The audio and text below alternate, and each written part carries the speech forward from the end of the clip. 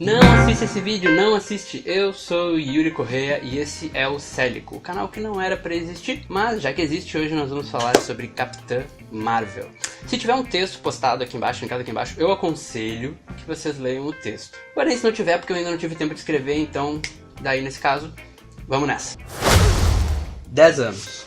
Como várias das 6 pessoas que vão assistir esse vídeo sabem, ano passado fez 10 anos desde que foi lançado Batman, o Cavaleiro das Trevas nos cinemas. Também fez 10 anos desde que o Robert Downey Jr. botou pela primeira vez a armadura do Homem de Ferro. Esses dois eventos deram uma boa mexida no mundo dos super-heróis no cinema. Um deles, inclusive, deu origem ao MCU, o universo cinematográfico da Marvel nos cinemas. Nessa última década, Tony Stark ganhou mais 2 filmes, o Homem-Aranha ganhou mais 3, o Thor ganhou outros 3 filmes, o Capitão América ganhou uma trilogia só pra ele, teve filme do Hulk, do Doutor Estranho, teve um filme do Homem de Aço, teve filme do Batman, teve filme do Batman com o Super-Homem, teve 3 filmes dos Vingadores, 2 dos Guardiões da Galáxia, e até o Wolverine, depois de estrelar 2 filmes bem meia boca, conseguiu a chance de entrar num terceiro, que daí sim foi foda. Logan é foda. Mas nesses últimos 10 anos, apenas 2 filmes de super-heróis foram protagonizados por uma mulher. All those moments will be lost in time. Tô puta, né? Dominarei esta terra!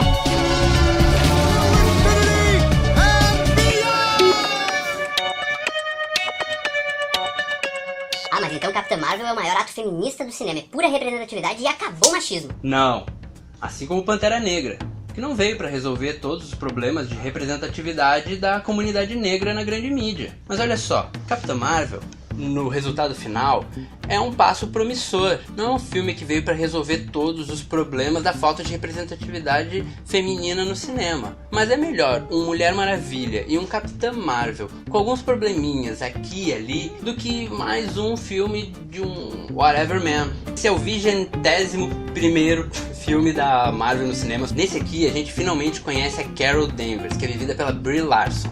A Carol Danvers é uma patrulheira espacial que não lembra do passado dela e ela faz parte de uma equipe tática militar intergaláctica que está cumprindo aí uma missão no espaço e ela acaba caindo na Terra nos anos 90, o que não é tão ruim assim. Se tu pensa bem, eu penso que é uma puta sorte, porque ela vai poder pegar aí a Britney Spears no auge, ela vai poder assistir Jurassic Park no cinema, ela vai poder ver a Sandy Jr. ao vivo e acompanhar na íntegra o Rei do Gado.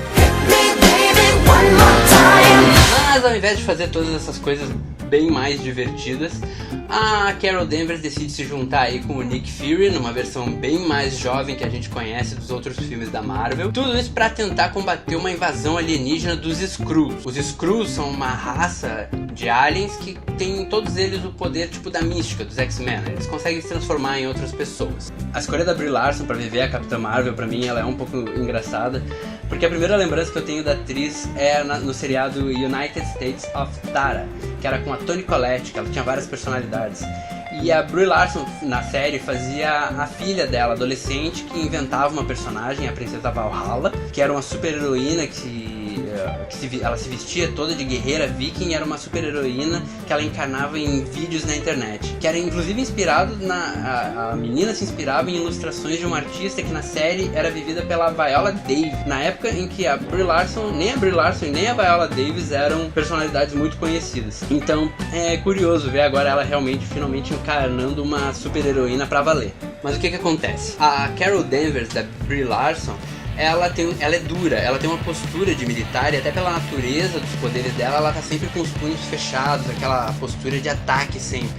A impressão que ela nos passa é que ela tá sempre tensa e pronta pra briga. A coisa é que por causa disso, a Carol Danvers acaba parecendo uma personagem sem muito senso de humor. Ela é muito mais sissuda. E é diferente dos outros super-heróis que a gente tá acostumado a ver aí, como são engraçadinhos, como o Tony Stark, o Peter Quill e o Scott Lang. Porém, como eu consultei aqui no meu guia do cinéfilo arrogante, não tá escrito em lugar nenhum que o personagem principal precisa ser uma pessoa engraçadinha, tipo um Tony Stark ou um Peter Quill. ele tem que ser sim um personagem interessante. Pra gente acompanhar um protagonista, ele precisa ter a nossa atenção de alguma forma, nem que seja o filme nos dizendo que ele é interessante por ele não ser interessante. A Carol Danvers, da Brie Larson, é uma personagem inteligente, ela é uma personagem segura e que consegue resolver os problemas dela com criatividade, nem sempre apelando pros poderes, mas quando ela precisa, ela também consegue usar eles de uma forma inventiva. Isso tudo pra mim já é o suficiente pra manter a nossa atenção nessa personagem que tá se descobrindo e tá investigando o próprio passado e ainda resolvendo toda uma treta aí com os Skrulls. Agora, o excesso de segurança que a Brie Larson passa pra Carol Danvers acaba gerando um problema que o filme não consegue resolver. A Carol Danvers, ela desde o início fica marcado que ela consegue resolver praticamente qualquer briga com aqueles raios, blasters que saem da mão dela. E ela também consegue dar conta de uma cambada de inimigo, mesmo quando os punhos dela estão dentro de uma contenção. E qual o problema nisso? O problema é que a gente não sente medo pela Carol Danvers, a gente não sente medo pela Capitã Marvel. Pode estar rolando a briga de faca mais feia da galáxia, mas a gente sabe que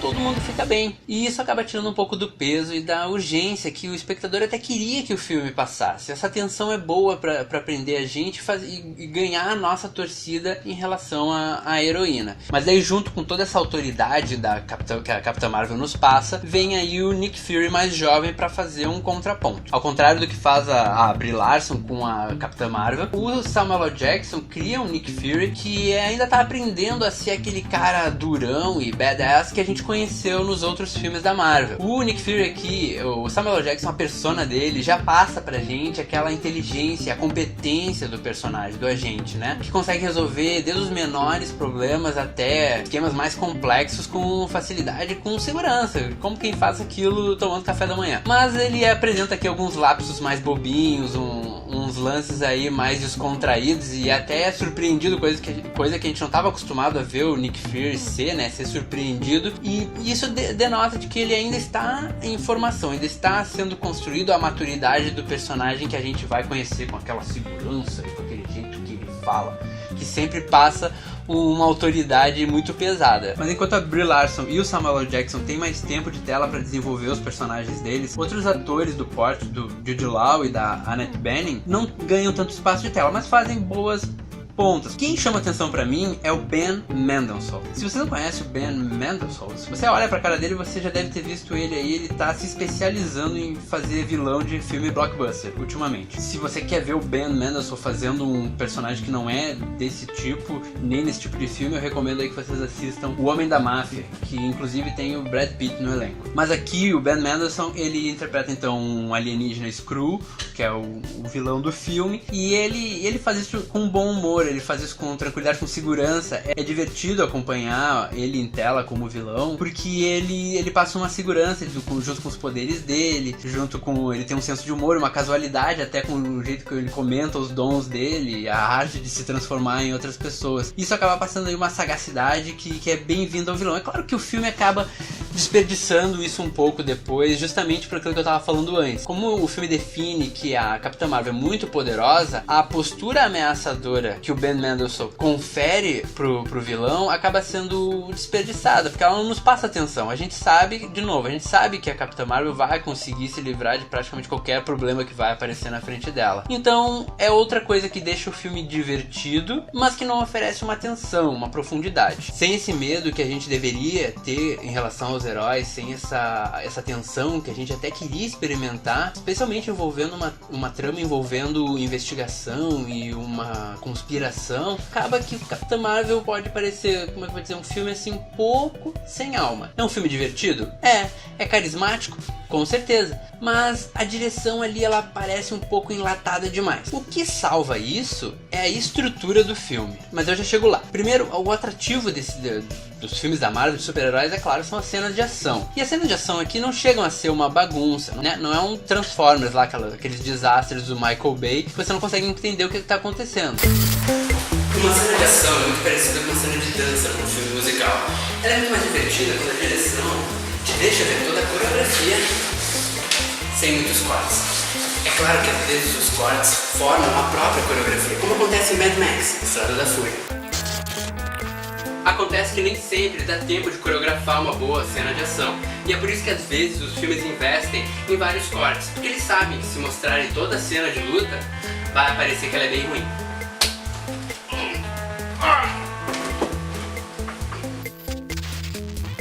E aí que entram os vários cortes. Eles fazem a briga parecer um pouco melhor. Olha só.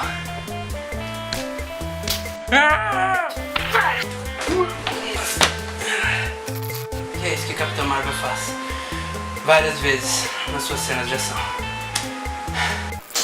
Mas também as cenas de ação possuem um ritmo e você consegue compreender o que está acontecendo. E quando se trata de uma cena de ação, conseguir compreender o que está acontecendo é já metade da diversão, metade do caminho andado já para garantir a diversão de quem está assistindo.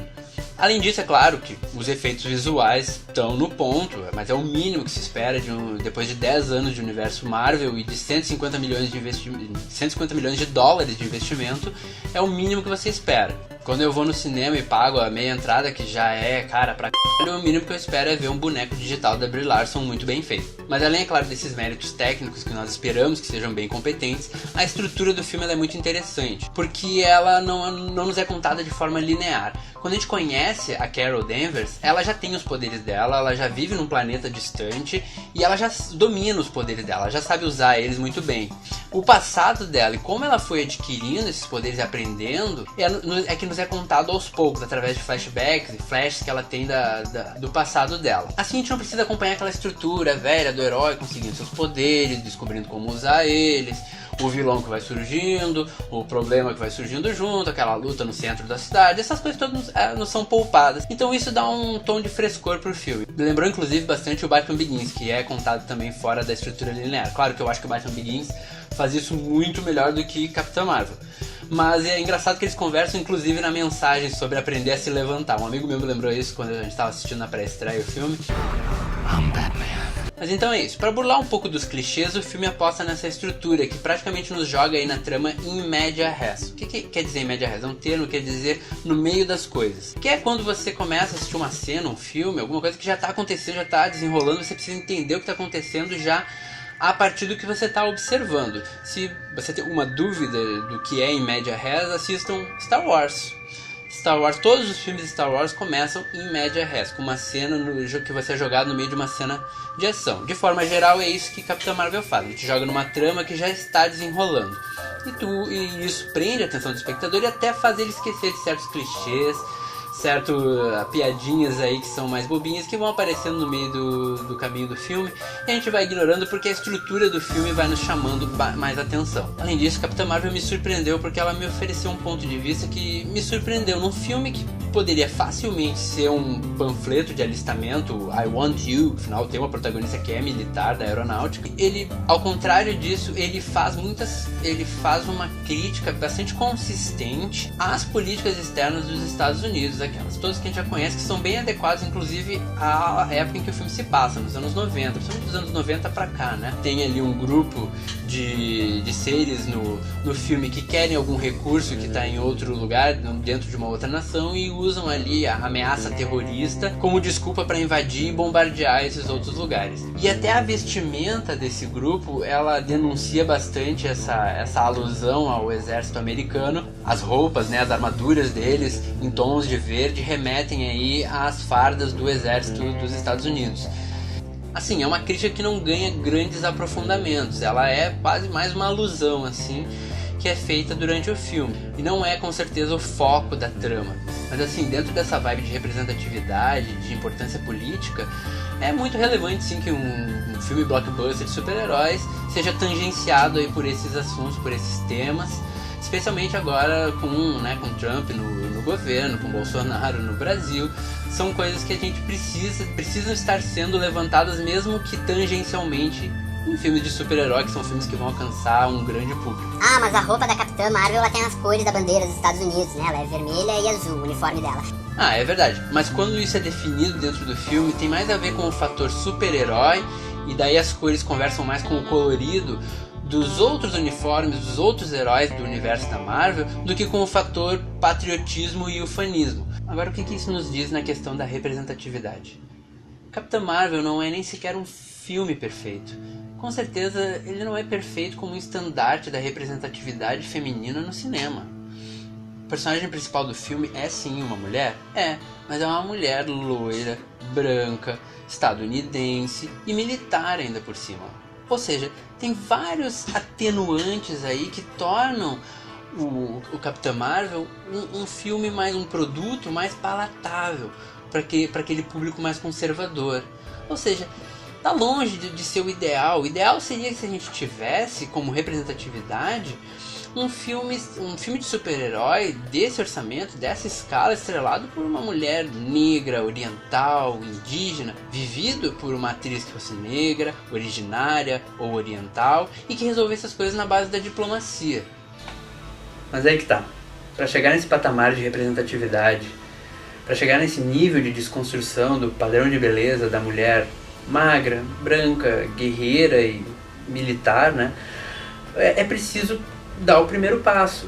E nesse sentido, Mulher Maravilha e Capitã Marvel são excelentes modos de começar. Eles podem não ser um grande marco feminino no cinema, mas eles são sim projetos importantes hoje. Porque olha só, se daqui a outros 10 anos de filmes de super-heróis fizerem outro Capitã Marvel exatamente como esse é hoje, daí sim, daí vocês têm permissão para descer o cacete no filme e dizer que a Marvel não aprendeu nada.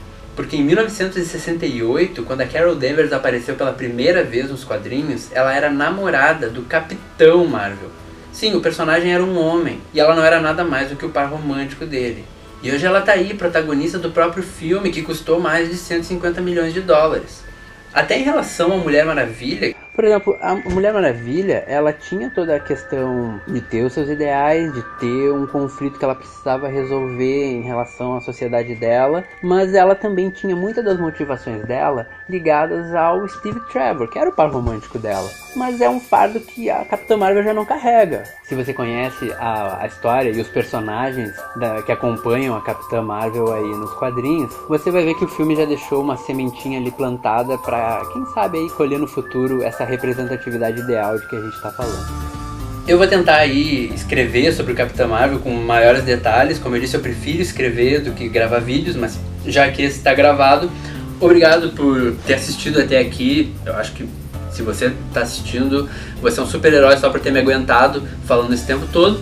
E se esse não for mesmo o meu único vídeo, eu peço para você aí assinar o canal, curtir a página, me segue nas redes sociais para acompanhar o meu trabalho. E caso você esteja se perguntando que cenário lindo é esse onde eu estou, aqui é o Café Sala Precisa. É um café temático de Harry Potter que fica na Cidade Baixa, em Porto Alegre, na rua Joaquim Nabuco, número 197. Mas é isso aí, pessoal. Eu agradeço muito por vocês terem assistido. Espero que eu volte nos próximos vídeos. E até a próxima, se houver uma próxima.